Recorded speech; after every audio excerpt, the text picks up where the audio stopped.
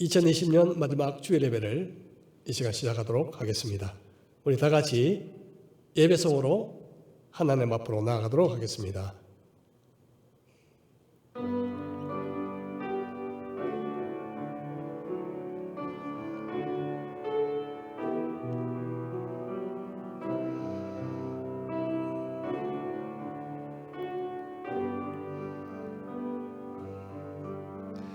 나의 사랑, 나의 생명, 나의 예수님, 영원토록 정성 다해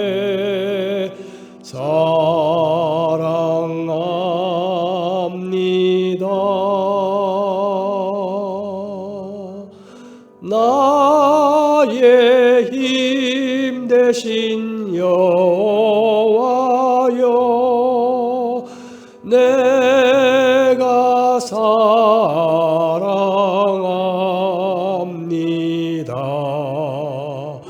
영원토록 정성 다해 사랑합니다.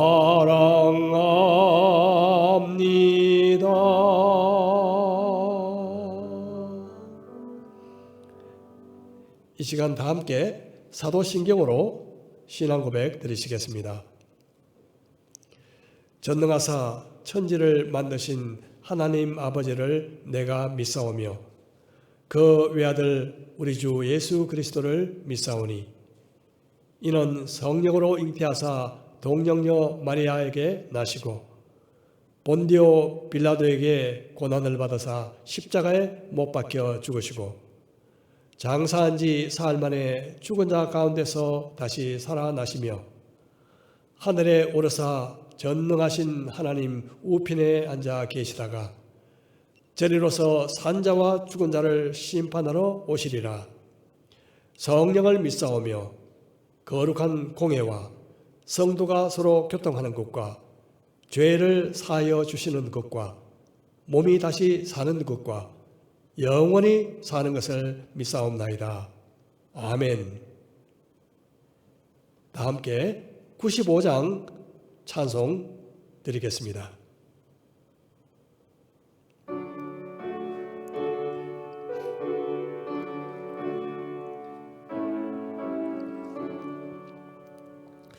나의 기쁨 나의 소망 되시며 나의 생명이 되신 주 밤낮 불러서 찬송을 드려도 늘 아신 마음 뿐일세.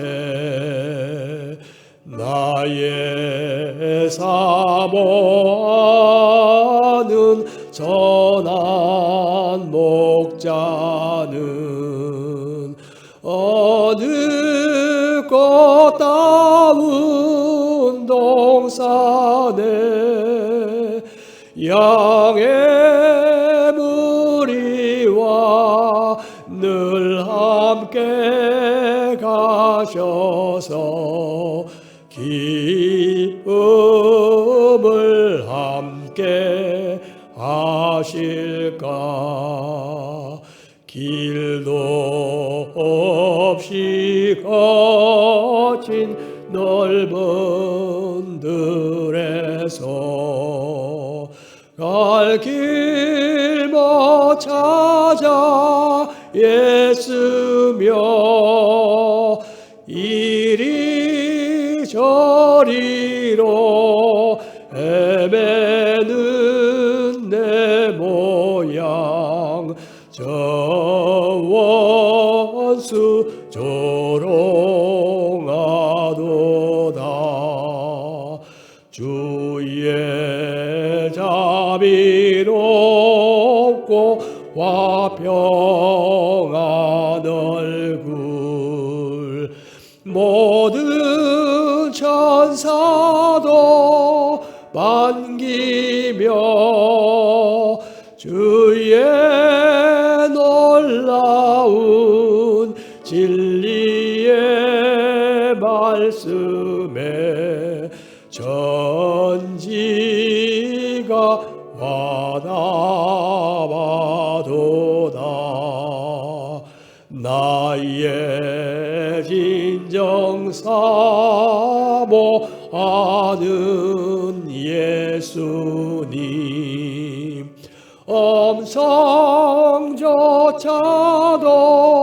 반갑고 나의 생명과 나의 참 소망은 오직 주 예수뿐일세.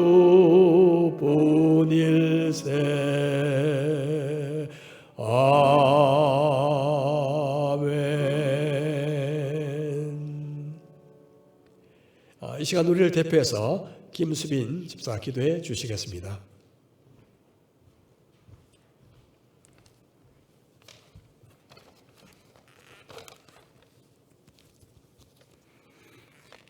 기도하겠습니다.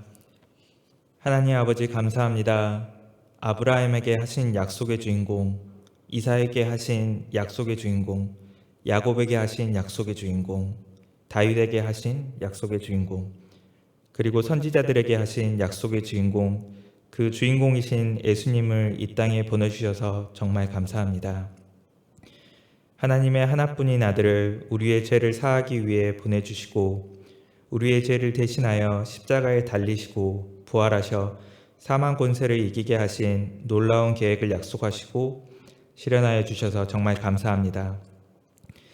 비록 코로나로 인해 우리가 함께 모여 기쁨의 찬양을 드리며 예배드리지는 못하였지만 각자의 자리에서 이 성탄절이 우리의 기쁨이 되고 삶의 희망이 되게 하시고 또한 삶의 목적이 다시 한번 생각나게 하는 귀한 시간이 되게 하여 주시옵소서. 주님께서 우리에게 허락하여 주신 2020년 한 해가 저물어 가고 있습니다.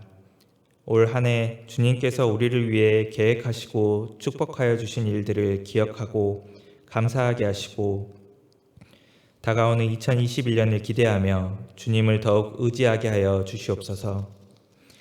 특히 올해는 코로나로 인해 우리의 삶에 많은 변화가 있었고 이로 인해 영적으로 육적으로 많은 어려움이 있었습니다. 우리의 삶을 위로하여 주시옵고 새로운 변화 가운데 우리가 믿음을 잃지 않고 주님과 더욱 깊이 있는 만남을 가질 수 있도록 영적으로 회복할 수 있는 기회를 허락하여 주시옵소서. 또한 각자 처해 있는 어려움 가운데서 이겨낼 힘을 허락하여 주셔서 잘 감당해 나갈 수 있도록 하여 주시옵소서. 우리가 만나지 못하는 상황 가운데서도 서로를 위해 기도하게 하시고 서로의 삶에 관심을 갖고 위로하고 도울 수 있는 마음을 허락하여 주시옵소서. 또한 예배가 무너지지 않도록 저희의 마음을 잡아주시고 이 예배 시간을 기대하고 이 예배 시간을 통해 주님과 깊이 있는 만남을 가질 수 있도록 성령으로 임하여 주시옵소서. 예배를 위해 섬기는 손길도 잊지 말아 주시고 축복하여 주시옵소서.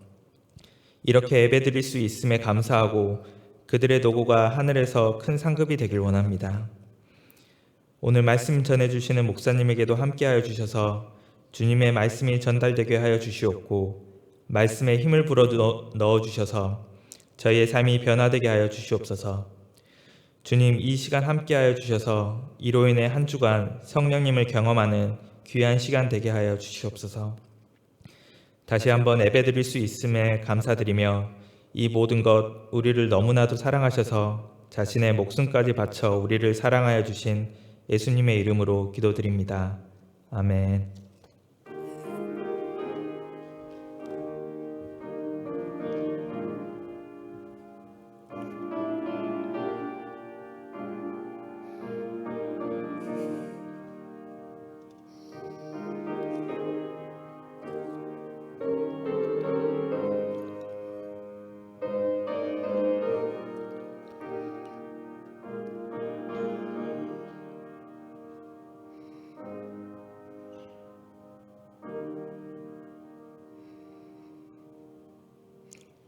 광고 드리겠습니다.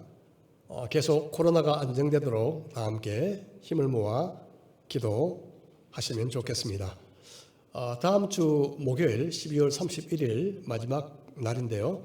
저녁 8시에 성경 공부, 전번에 광고 드린 비대면 성경 공부, 기도회, 큐티 나눔 등을 위한 준비 모임, 시범 모임을 저녁 8시에 하도록 하겠습니다. 하루 전에 제가 링크를 보내드리도록 할 테니까 그것을 보시고 혹시 신청하지 못하신 분들도 많이 동참해 주시기를 부탁드립니다.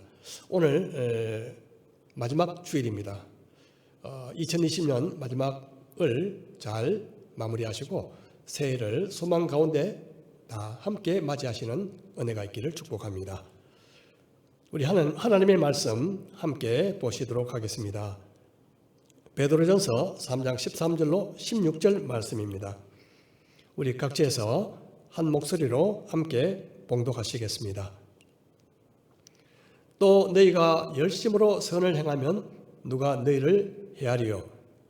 그러나 의를 위하여 고난을 받으면 복 있는 자니 그들이 두려워하는 것을 두려워하지 말며 근심하지 말고 너희 마음에 그리스도를 주로 삼아 거룩하게 하고 너희 속에 있는 소망에 관한 이유를 묻는 자에게는 대답할 것을 항상 준비하되 온유와 두려움으로 하고 선한 양심을 가지라.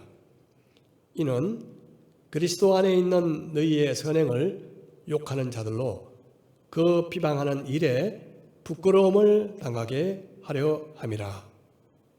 아멘. 우리 잠시 기도하고 말씀을 나누도록 하겠습니다. 하나님 아버지, 원래는 정말 우울하고 답답한 한 해였습니다.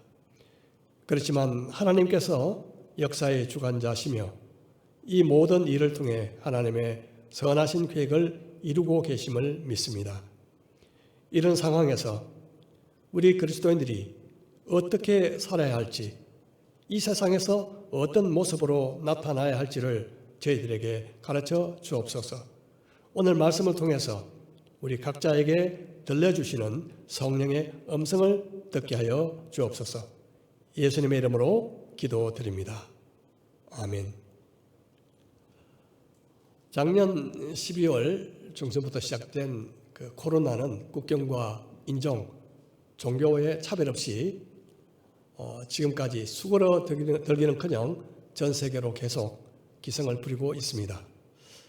원래 12월 중순에 중순을 기준으로 해서 전 세계 코로나 누진 확진자 수가 8천만 명에 육박하고 사망자가 160만 명을 훌쩍 넘었습니다. 우리나라의 경우는 확진자가 5만여 명, 사망자가 170명 가까이 보고되고 있습니다. 빌 게이츠가 설립한 한 민간단체의 보고서에 의하면 코로나19로 인한 전 세계의 보건 상황이 불과 25년 전으로 돌아갔다. 그렇게 보고하고 있고요. 극빈층에 훨씬 더 파괴적인 영향을 미쳤다고 보고하고 있습니다. 그리고 이 상황은 2022년이 돼야지 끝이 날 수 있다. 그렇게 예상을 하고 있고요. 정말 어떻게 보면 미래가 불확실합니다. 백신과 치료제가 개발된다고 해서 이 사태가 과연 종결될 수 있겠습니까? 블룸트란 세계 총재, 세계보건기구 총재는 이렇게 말합니다. 곧 닥쳐올 또 다른 팬데믹에 우리는 준비해야 한다. 20세기에 들어서 본격화된 세계화는 위기까지도 세계화로 지금 만들고 있습니다. 세계화가 되면서 세계가 하나로 연결되면서 한 지역의 위기가 바로 인류 전체의 위기로 연결되고 있는 것이죠. 감염병 확산에 불쏘시개로 역할한 그런 요인들이 있다면 바로 세계화, 그 외에도 도시화, 그리고 자연 파괴, 그리고 기후 변화, 다시 말해서 지구 온난화, 뭐 이런 것들이 있습니다. 현재 지구상에서 일어나고 있는 분쟁과 전쟁, 이런 것들이 아우러져서 요한계시록에서 말씀하고 있는 그 재앙의 축소판을 우리가 보고 있는 것 같습니다. 우리 각자가 가진 의문들은 비슷할 것입니다. 내년 2021년에는 어떤 일이 과연 일어날까? 그리고 우리가 과거로 과연 돌아갈 수 있을까? 이 이후의 세상은 과연 어떻게 변하게 될 것인가? 이런 의문들을 우리 모두가 가지고 있습니다. 이번 성탄절 날에는 저희 친척들이, 부산에 계신 친척들이 함께 모여서 장모님을 모시고 예배도 드리고 함께 점심 식사를 같이 하려는 그런 계획을 가졌는데요. 이 집합 금지에 대한 보도를 다시 한번 쭉 보면서 굉장히 조심스러워서 취소를 했습니다. 모이지 않았죠. 기업들은 현재 인원들을 축소하려고 하고, 우리 지금 청년들은 더욱 좁아진 이 취업의 문을 뚫기 위해서 안간힘을 쓰고 있습니다. 우리의 과거 시대, 과거의 세대는 일본 식민지 지배, 그리고 혼란스러웠던 정치 사회의 어떤 상황, 그리고 전쟁, 또 가난, 이런 것으로 인해서 뭔가 불안과 두려움을 느꼈다면 우리는 지금 현재 전혀 다른 그런 도전을 직면하고 있습니다. 이제 2020년을 마무리하면서 과연 어떻게 하면 내년 그 이후의 미래를 준비할 수 있을까 하는 그 마음으로 오늘 말씀을 좀 나누기를 원합니다. 베드로전서, 오늘 베드로전서 말씀을 통해서 그 답을 한번 찾아보기로 합니다. 먼저 1장 1절 보겠습니다. 예수 그리스도의 사도 베드로는 본도, 갈라디아, 갑바도니아, 아시아와 비두니아에 흩어진 나그네. 자, 1장 1절에는 베드로전서의 그 수신자를 명확하게 밝히고 있습니다. 본도, 갈라디아, 갑바도니아, 아시아, 비두니아.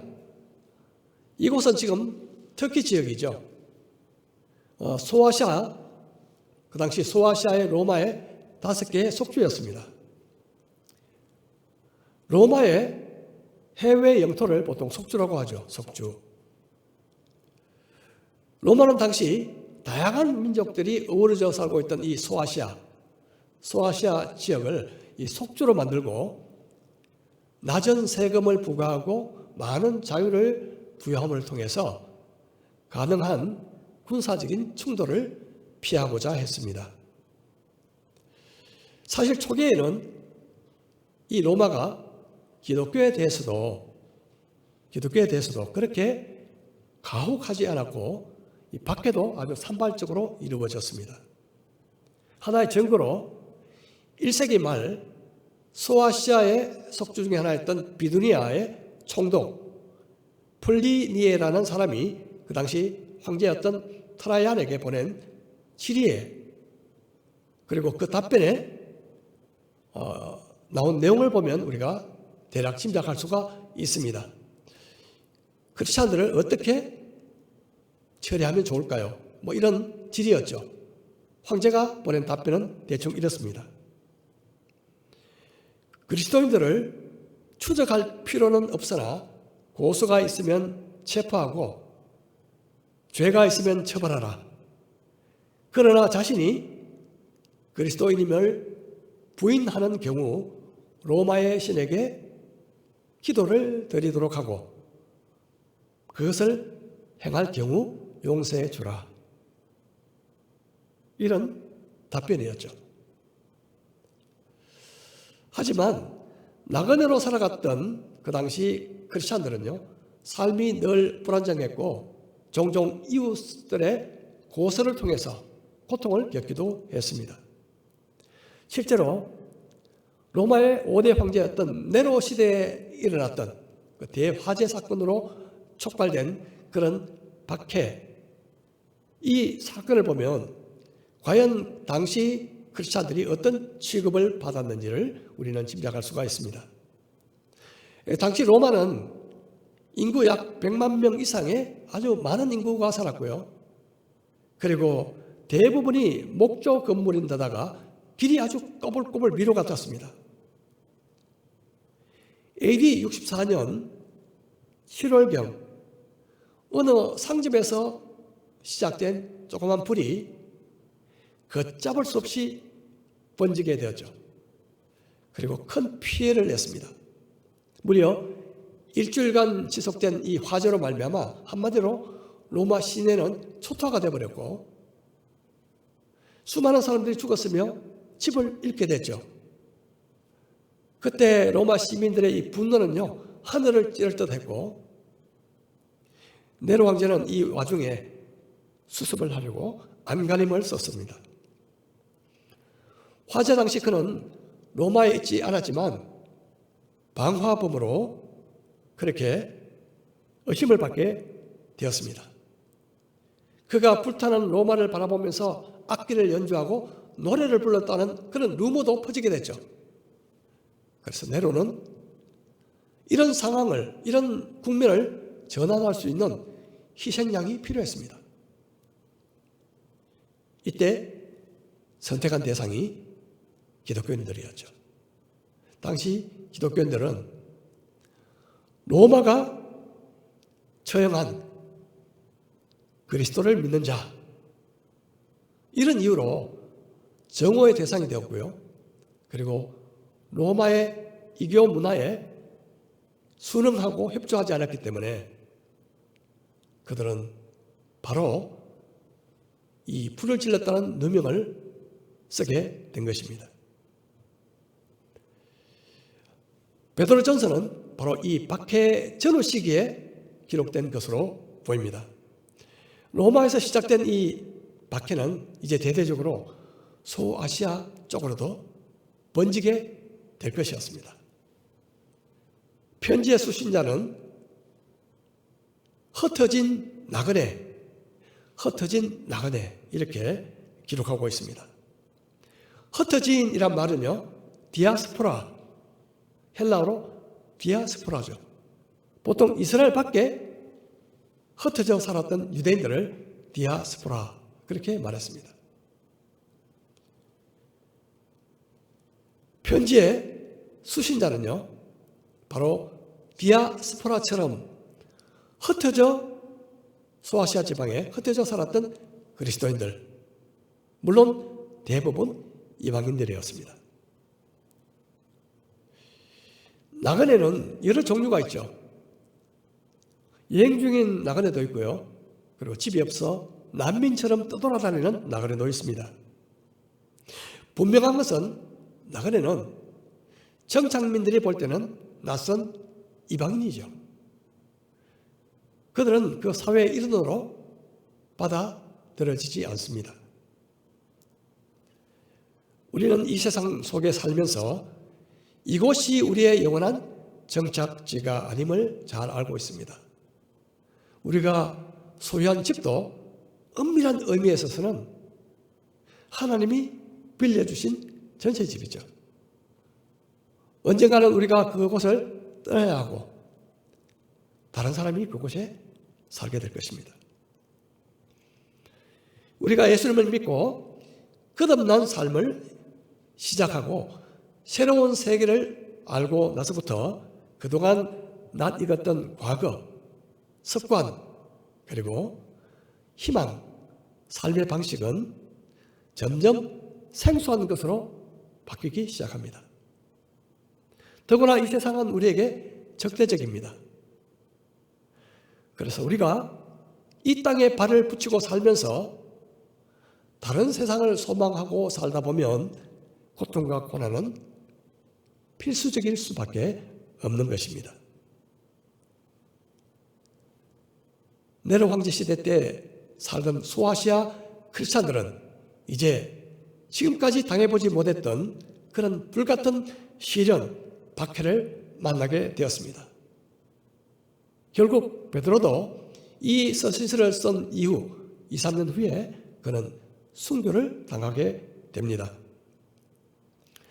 이런 상황에서 베드로는 소아시아에 흩어진 크리스찬들을 위해서 이 편지를 쓸 때 소망으로 고난을 이겨라. 이 박해받는 세상 속에서 오히려 여러분들의 소망을 증거하라. 이렇게 격려하기 위해서 이 서신서를 기록한 것으로 보입니다. 사실 네로 황제 시대처럼 그리스도의 이름으로 받는 박해, 광범위한 그 박해, 그것은 우리가 아직 경험하지 못해봤습니다. 올해 초부터 크리스찬이나 그리스도인이 아닌 사람이나 우리 모두 똑같은 어려움에 직면하고 있습니다. 코로나에 감염되면 똑같이 고통을 겪거나 또 죽기도 하죠. 똑같이 다양한 문제 그리고 불편을 함께 겪고 있습니다. 이런 시대에 특별히 크리스찬들은 어떤 태도로 과연 살아가야 할까요? 우리 먼저 3장 14절 말씀을 보겠습니다. 그러나 의를 위하여 고난을 받으면 복 있는 자니 그들이 두려워하는 것을 두려워하지 말며 근심하지 말고 삶을 바라보는 두 가지 방식이 있습니다. 하나는 현재를 통해서 미래를 바라보는 것이고요. 다른 하나는 미래를 통해서 현재를 바라보는 것이죠. 물론 소망의 삶이란 미래를 통해서 현재를 해석하고 미래를 통해서 삶의 이유와 방식을 결정하는 것입니다. 물론 비그리스도인들도 그렇게 할 수 있지만요. 그리스도인이 다른 이유는 뭘까요? 그것은 우리가 가진 소망은 차원이 다른 소망이라는 것이죠. 다른 차원의 소망이다. 그래서 이 고난에 대한 관점도 달라질 수밖에 없죠. 바로 의를 위해서 고난받는 것이 복이 있다. 그렇게 말할 수 있는 것입니다. 그리고 하나님의 뜻을 따라 고난받는 것은 수치가 아니라 영광이다. 그렇게 고백할 수 있는 것입니다. 우리 베드로전서 1장 3절 4절 보겠습니다. 우리 주 예수 그리스도의 아버지 하나님을 찬송하리로다. 그의 많으신 긍휼대로 예수 그리스도를 죽은 자 가운데서 부활하게 하심으로 말미암아 우리를 거듭나게 하사 산 소망이 있게 하시며 썩지 않고 더럽지 않고 쇠하지 아니하는 유업을 잊게 하시나니 곧 너희를 위하여 하늘에 간직하신 것이라. 하나님은 모든 소망의 근거시며 우리에게 하늘에 속한 유업을 소망으로 주셨습니다. 우리의 소망이 너무나 확실한 이유는 바로 예수 그리스도의 부활 때문입니다. 만일 예수님의 부활이 거짓이라면 우리가 가진 소망도 거짓일 수밖에 없는 것입니다. 그러므로 부활의 주님을 믿는 우리가 가진 소망은 살아있는 소망, 산 소망입니다. 사도 베드로는 베드로전서에서 살아있는 이란 이 단어를 몇 번 더 사용했는데요. 우리가 가진 소망은 살아있는 소망. 우리가 거듭난 것은 살아있는 하나님의 말씀으로 된 것이다. 그리고 우리가 믿는 예수님은 보배롭고 산 돌이시다. 살아있다는 말은 이 세상이 줄 수 있는 거짓되고 공허하고 그리고 헛된 소망과는 정반대로 우리의 소망은 분명하고 실제적인 것이라는 것을 확정해 주고 있습니다. 그리고 우리가 소망하는 유업은 썩지 않고 더럽지 않고 쇠하지 아니하는 없어지지 않는 녹슬어 없어지지 않는 그런 영원한 것이라는 사실을 말씀하고 있습니다. 요사이 코로나로 인해서 이 로또 복권을 사는 사람이나 그리고 도박하는 사람들이 많이 늘고 있다고 합니다. 그리고 온라인 게임을 하는 시간 그리고 SNS를 통해서 이 소통하는 시간이 많이 늘고요. 더구나 성인용 콘텐츠를 이용하는 사람들도 많이 늘고 있는 중이라고 합니다. 특별히 우울감 그리고 불안감, 수면 장애를 겪는 사람들이 자꾸 늘고 있다고 합니다. 사람들이 일상에 무료함을 느끼고 그리고 불안과 두려움을 느끼고 있다는 방증이죠. 삶의 만족을 찾지 못하고 방황하고 있다는 그런 증거입니다. 하지만 우리에게는 너무나 확실한 소망이 있습니다. 이 한 해가 가기 전에 우리에게서 멀어졌던 이 소망을 다시 붙잡을 수 있으시기를 주의 이름으로 축복합니다. 미래에 대한 그 불안감, 두려움이 우리의 삶을 흔들고 있는 이 때에 바로 이 모든 것들을 예방할 강력한 백신은 바로 소망인 것입니다.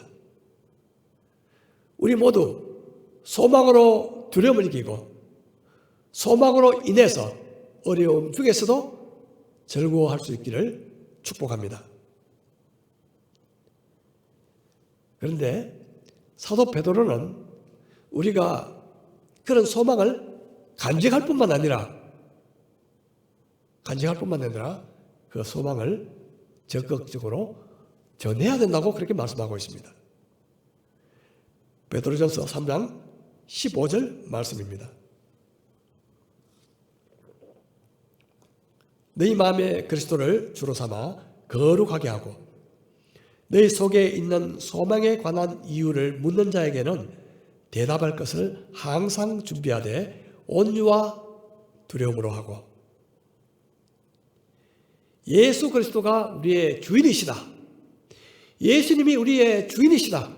바로 이것이 우리 자신의 소망의 근원입니다. 예수님은 우리의 주인이시다. 우리의 삶을 다스리는 주인이시다. 주님을 삶의 주인으로 모시고 살아갈 때야 비로소 소망의 삶이 가능해집니다. 이 소망은요, 세상의 방식, 세상 사람들이 살아가는 그 방식과 다른 구별된 거룩한 삶을 살게 합니다. 이 소망은 혼자만 몰래 품고 있을 것이 아니라 전해야 하는 것입니다. 세상에 전해야 하는 것입니다. 저와 여러분은 이 한 해가 머물고 있는 이 시점에 어떤 소망을 품고 계십니까? 이 코로나 시대에 불안하고 두려워하는 세상 사람들에게 우리가 가진 소망을 바이러스보다 더 강력하게 퍼뜨릴 수 있을까요?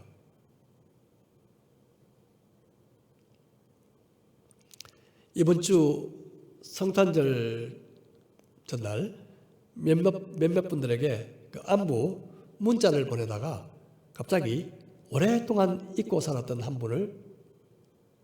분이 머릿속에 떠올랐습니다. 그래서 제가 안부 문자를 보냈죠. 답장이 왔는데 꼭 한번 만나보고 싶다. 그런 답장이 왔습니다. 그는요, 제가 35년 전에 강원도에서 군 생활할 때 조금 친하게 지냈던 그 중대장이었습니다. 그 당시. 나이도 비슷하고 또 그분이 인간관계도 굉장히 원만해서 또 굉장히 가깝게 친하게 지냈습니다. 그들은 크리스찬들이 아니었기 때문에 저는 그 남편에게, 아내는 그 아내에게 복음의 소망을 전했죠. 그런데 그 남편은 성실하고 열린 사람이긴 했지만 믿을 듯 말 듯 하면서 복음을 받아들이지 않았습니다. 그런데 그 아내는, 제 아내가 복음을 전했을 때 순수하게 영접하고 그 이후에 만나서 개인적으로 성경 공부를 매주마다 시작했죠. 그때 아내는 돌도 안 된 딸을 잠깐 재워놓고 쫓아가서 성경 공부를 하고 다시 돌아오곤 했는데요. 문을 열고 들어가면 그 새에 아이가 깨가지고 막 그냥 얼굴이 눈물로 범벅이 된 채 문 앞에서 이렇게 울고 있는 모습을 목격했습니다. 아내는 그 일을 생각할 때마다 저한테 가슴이 너무 아프다, 딸에게 너무 미안했다, 그런 이야기를 자주 했습니다. 그런데 그렇게라도 아내가 찾아가게 된 이유는요, 그 집에 조그만 딸이 하나 있었고 그 밑에 돌이 안 된 아들 하나가 있었습니다. 그런데 그 돌이 안 된 그 아들이 아팠습니다. 그 병명을 알기 위해서 온갖 그 대학병원 다 찾아다니고요. 그렇게 애쓰는데도 병명조차 알 수가 없었습니다.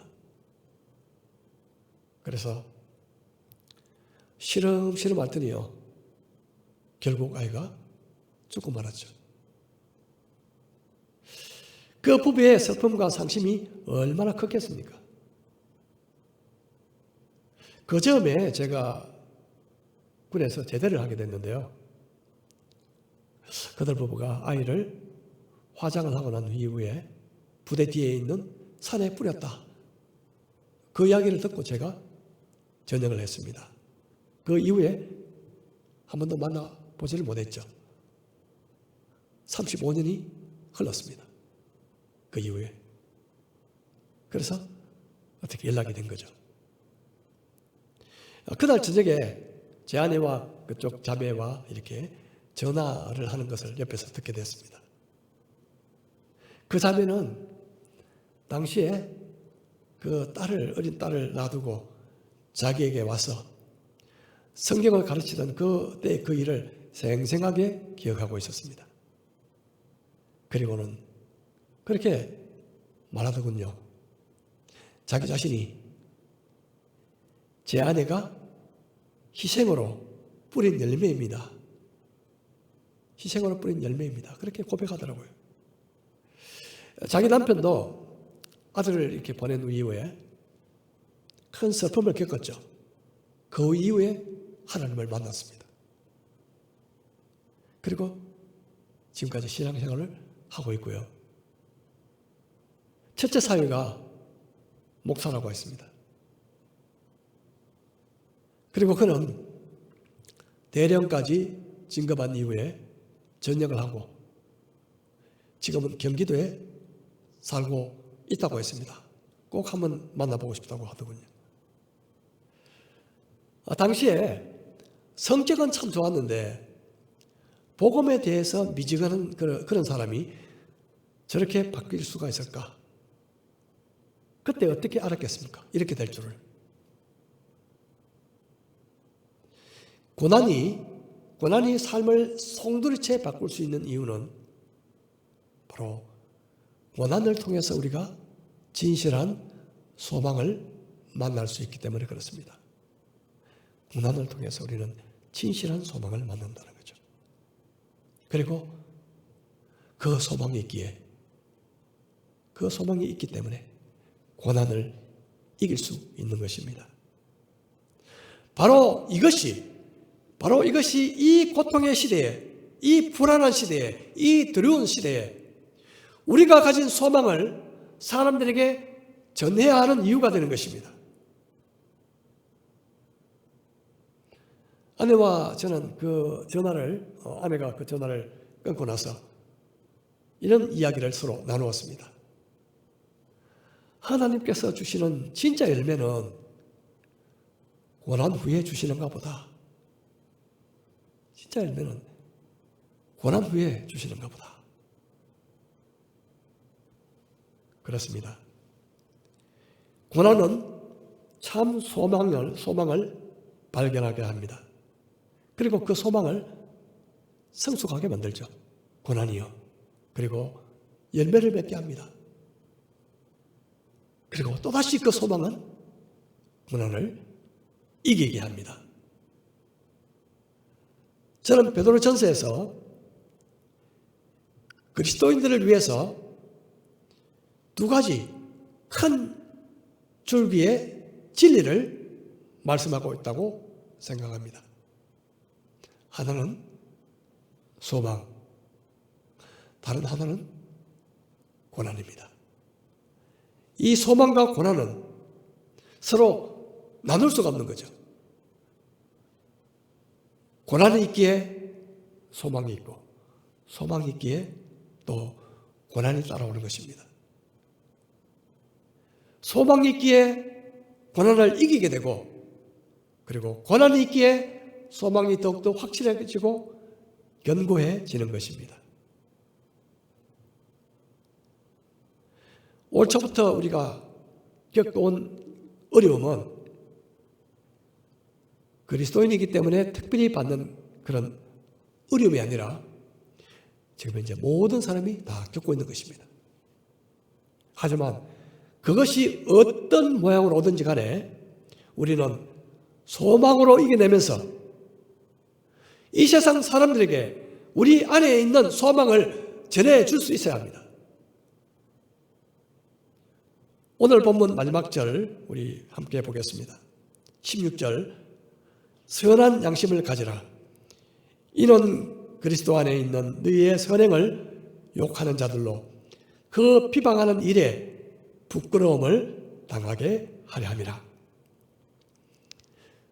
우리가 가진 소망 때문에 그 소망을 위해서 우리가 선을 베푼다고 해서 세상 사람들이 우리를 모두 칭찬할까요?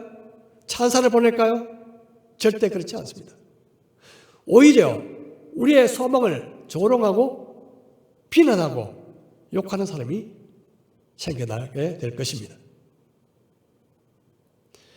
그럼에도 불구하고 우리는 소망을 지키고 선한 양심을 지키고 그리고 선행을 베풀어야 합니다.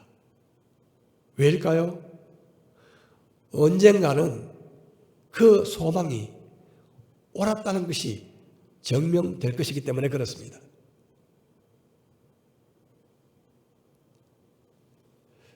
언젠가는 고난이 우리에게 다른 모습으로 찾아올 수 있습니다. 그것은 바로 그리스도의 이름으로 받는 본질적인 고난입니다. 만일 우리가 그리스도의 이름 때문에 받는 것도 아닌 그런 어려움에도 불평하고 힘들어한다면 어떻게 예수 그리스도의 이름으로 받는 고난을 견디고 이길 수가 있겠습니까? 에레미야 12장 5절 말씀 보겠습니다. 만일 내가 보행자와 함께 달려도 피곤하면 어찌 능히 말과 경주하겠느냐? 내가 평안한 땅에서는 무사하려니와 요단강 물이 넘칠 때에는 어찌하겠느냐? 어떻게 보면 코로나로 인해서 받는 이 어려움, 우리가 받는 이 어려움은 단지 진짜 고난의 연습 문제에 지나지 않을 수 있습니다. 아직 본질적인 고난, 예수님의 이름으로 받는 박해는 오지 않았습니다. 하지만 우리가 산 소망, 다시 말해서 부활하신 주님이 나의 주님이시다. 그 주님이 언젠가는 다시 오실 것이며 그분이 오실 때 우리에게 썩지 않고 더럽지 않고 쇠하지 아니하는 유업을 주실 것이다. 이런 소망을 우리가 붙들고 살아간다면 어떤 고난과 어려움도 우리가 이길 수 있으리라 믿습니다. 소망은 두려움을 이기는 최고의 백신입니다.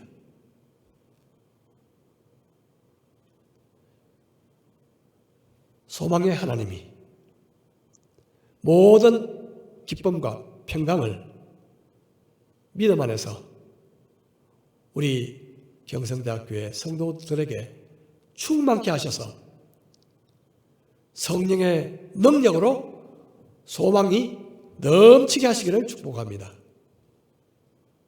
다가오는 21년도 어떤 어려움이 올지 모르지만 우리 모두 소망으로 넉넉히 이기시는 한 해가 되기를 주님 이름으로 축복합니다.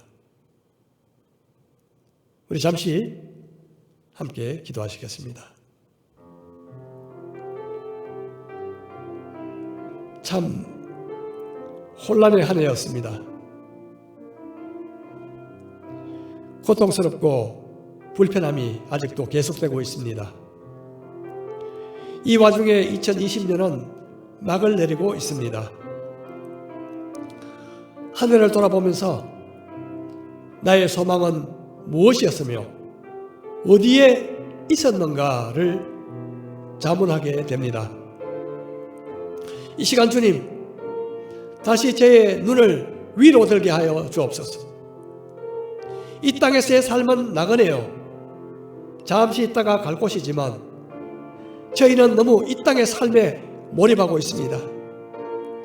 그들이 두려워하는 것을 함께 두려워하고 그들이 불안해하는 것들을 함께 불안해하고 있습니다.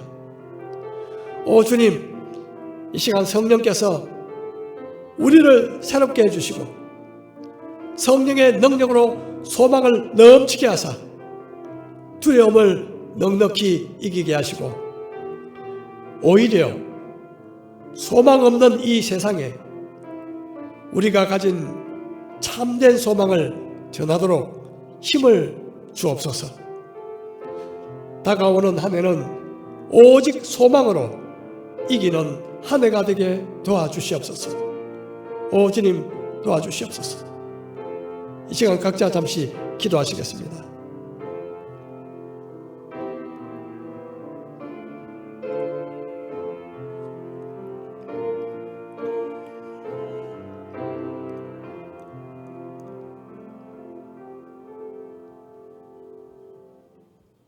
우리 함께 찬양 드리고 제가 축도로 예배를 마치겠습니다.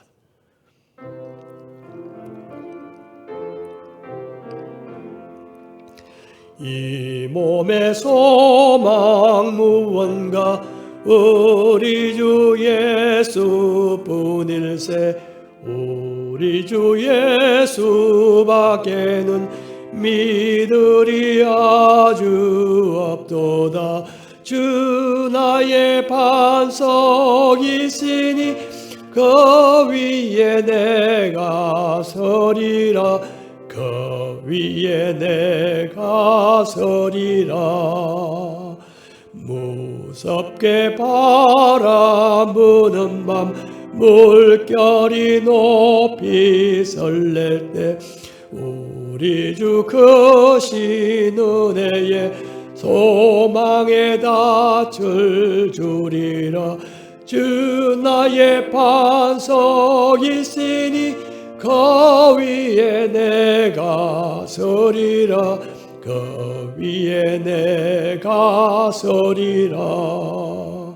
세상에 믿던 모든 것 끊어질 그날 되어도 구주의 언약 미사와 내 소망 더욱 커리라. 주 나의 반석이시니 그 위에 내가 서리라. 그 위에 내가 서리라. 바라던 천국 올라가 하나님 앞에 배울 때 구주의 의를 힘입어 어여시 내가 서리라. 주 나의 반석이시니 그 위에 내가 서리라. 그 위에 내가 서리라.